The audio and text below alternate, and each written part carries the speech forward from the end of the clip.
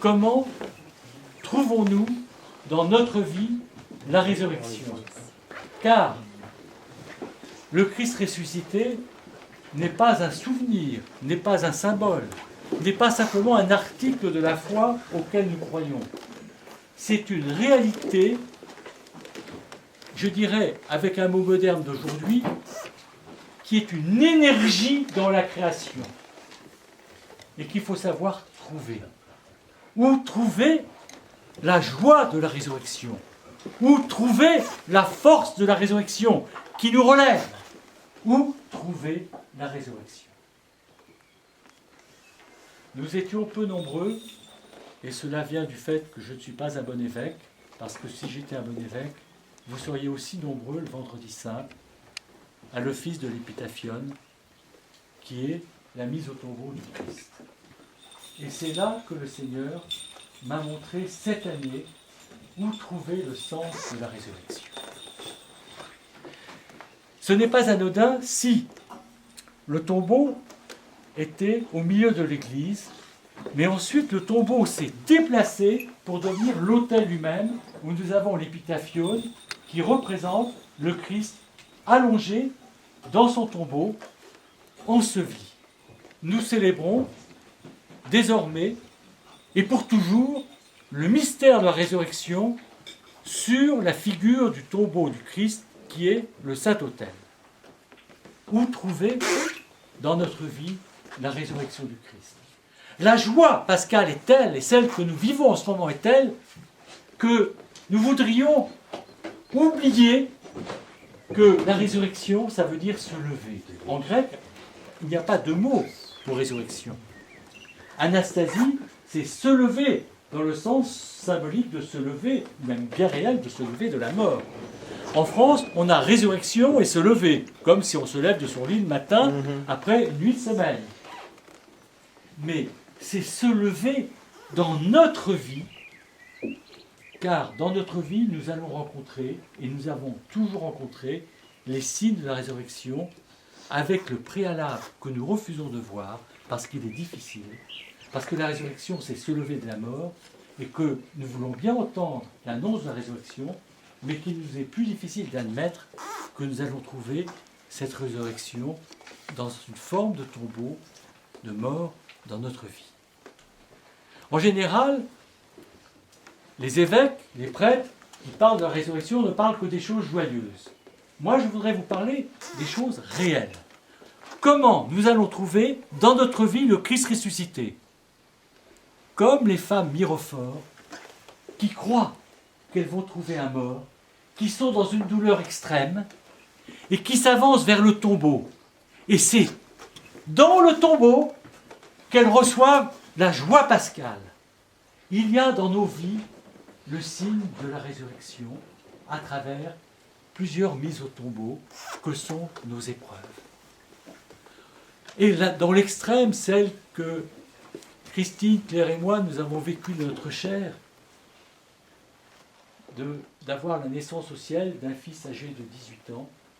Et pour autant, je vous assure que même si la douleur est extrême, nous n'avons jamais douté qu'il était, lui, dans la joie pascale, qu'il était auprès du Christ, présent dans sa chair ressuscitée, dans l'attente de cette résurrection, et qu'il nous communique cette joie, mais plus près de nous, et peut-être avec moins de difficultés à traverser.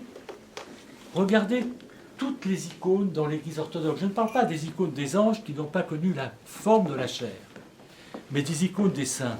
Ces saints que nous vénérons, nous les vénérons parce qu'ils sont ressuscités.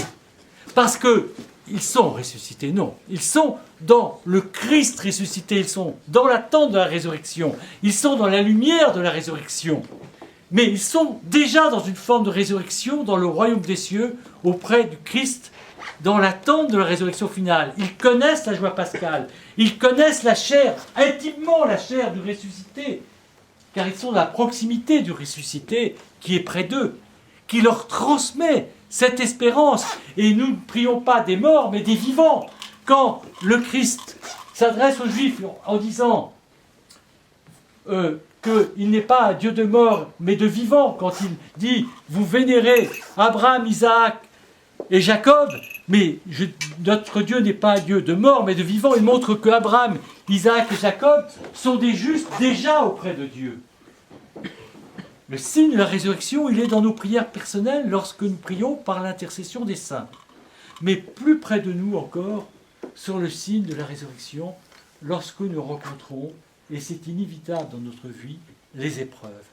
Les épreuves, nous pouvons les vivre en païen, en disant, cette phrase épouvantable que j'entends parfois de la part de gens qui se disent chrétiens, qu'est-ce que j'ai fait au bon Dieu pour qu'il m'arrive une telle chose?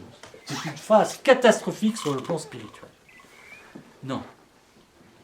Le chrétien, c'est celui qui rapporte au sacrifice sur la croix du Christ les épreuves qu'il a. Il ne cherche pas les épreuves. Les épreuves, vous savez, nous ne les cherchons pas, elles viennent vers nous bien involontairement. Mais le chrétien se saisit de l'épreuve pour dire ce sera une participation volontaire que j'aurai aux souffrances du Christ. C'est ce que l'apôtre Paul a voulu dire en disant « Je souffre pour tout ce qui manque aux souffrances du Christ ».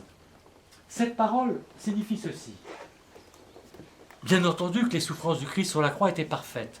Sauf que le Christ a laissé un espace dans sa chair blessée, dans sa chair couronnée d'épines, dans sa chair souffletée, dans sa chair transpercée, un espace pour que nous lui rapportions nos propres souffrances, que nos souffrances deviennent sacrement, qu'elles deviennent espérance, et que dans ces souffrances et dans ces morts que nous vivons au long de notre vie, et nous en avons beaucoup, ces moments où nous avons l'impression d'avoir tout perdu. Nous avons tout perdu dans ce monde. Mais nous avons, sans le savoir, commencé à tout trouver dans le Christ. Parce que parfois, le Christ nous dépouille de nos certitudes pour nous renforcer dans l'intériorité, dans sa foi, dans sa présence, pour faire de nous des êtres de résurrection. Mais pour être des êtres de résurrection, il faut accepter nos propres mises au tombeau quotidiennes que nous traversons, comme je le dis. Sacralisons nos épreuves, sacralisons ces moments de ténèbres ou de mort dans notre vie. Acceptons le tombeau parce que c'est au cœur du tombeau que vous trouvez la joie pascale. Soyons ces femmes mirophores qui avancent en pleurant et à qui un ange leur annonce « Mais celui que vous cherchez dans la mort est ressuscité. » Et alors, parce que les femmes mirophores, elles auraient préféré mourir à la place du Christ. Elles considéraient que le Christ mort, c'était plus que leur propre mort. Nous mettons notre mort personnelle comme une mort supérieure à celle du Christ. Mais le vrai chrétien, c'est celui qui met cette mort, cette souffrance du Christ au-dessus de ses propres souffrances et qui peut alors se joindre aux souffrances du Christ pour y trouver la grâce de la résurrection, la joie sans pareil. Ce discours que je vous tiens aujourd'hui n'est pas un discours de tristesse, c'est un discours d'espérance. Parce que si nous regardons bien, même si nous voulions les éviter, mettre des barrages autour de nous, nous n'éviterions jamais les épreuves. Il faut sacraliser, savoir que c'est des signes de la croix dans nos vies, mais qui sont l'annonce d'une résurrection pour nous, d'un chemin particulier par lequel le Seigneur nous cherche et nous trouve. C'est cela, dans l'Église orthodoxe, le sens de la résurrection. Christ est ressuscité. Amen. Christos voskreσε. Christos anesti.